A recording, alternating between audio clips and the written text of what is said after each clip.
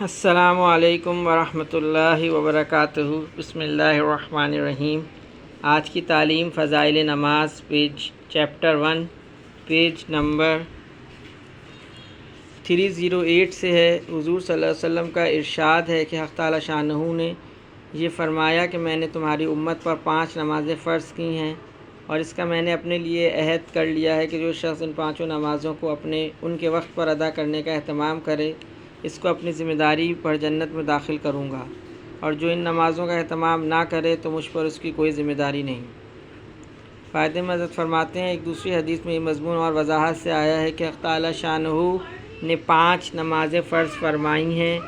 جو شخص ان میں لاپرواہی سے کسی قسم کی کوتاہی نہ کرے، اچھی طرح وضو کرے اور وقت پر ادا کرے، خشوع و خضوع سے پڑھے، حق تعالی شانہ کا عہد ہے کہ اس کو جنت میں ضرور داخل فرمائیں گے، اور جو شخص ایسا نہ کرے اللہ تعالیٰ کا کوئی عہد اس سے نہیں، چاہے اس کی مغفرت فرمائیں چاہے عذاب دیں۔ کتنی بڑی فضیلت ہے نماز کی کہ اس کے اہتمام سے اللہ کے عہد میں اور ذمہ داری میں آدمی داخل ہو جاتا ہے۔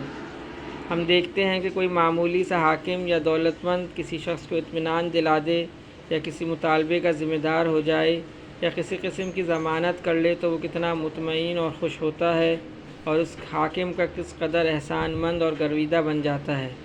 یہاں ایک معمولی عبادت پر جس میں کچھ مشقت بھی نہیں، مالک الملک دو جہاں کا بادشاہ عہد کرتا ہے، پھر بھی لوگ اس چیز سے غفلت اور لاپرواہی کرتے ہیں۔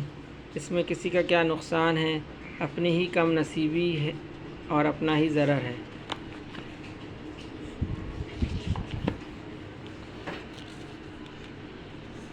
ایک اور فضائل ذکر میں سے ہے چیپٹر 2 پیج نمبر 466۔ حضرت موسیٰ ایک مرتبہ حضرت موسیٰ علیہ نبینا صلاۃ والسلام نے اللہ جل جلالہ کی پاک بارگاہ میں عرض کیا کہ مجھے کوئی ورد تعلیم فرما دیجیے جس سے آپ کو یاد کیا کروں اور آپ کو پکارا کروں۔ ارشاد خداوندی ہوا کہ لا الہ الا اللہ کہا کرو۔ انہوں نے عرض کیا، اے پروردگار، یہ تو ساری ہی دنیا کہتی ہے۔ ارشاد ہوا کہ لا الہ الا اللہ کہا کرو۔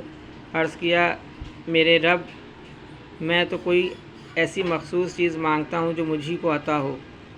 ارشاد ہوا کہ اگر 7 آسمان اور 7 زمین ایک پلڑے میں رکھ دی جائیں اور دوسری طرف لا الہ الا اللہ کو رکھ دیا جائے تو لا الہ الا اللہ والا پلڑا جھک جائے گا۔ بس بھائی دوستو، جو کچھ پڑھا اور سنا گیا، اللہ تعالیٰ ان سب باتوں کو عمل کرنے کی توفیق نصیب فرما دے اور ان تمام باتوں کو دوسروں تک پہنچانے والا بنا دے۔ اللہم صلی علی محمد وعلی آل محمد۔ اللہم اعنی علی ذکرک و شکرک و حسن عبادتک۔ اللہم حاسبنی حسابا یسیرا۔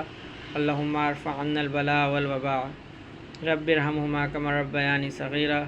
رب اغفر وارحم وانت خیر الراحمین۔ سبحان ربک رب العزت عما یصفون وسلام علی المرسلین والحمد للہ رب العالمین۔ آمین برحمتک یا ارحم الراحمین۔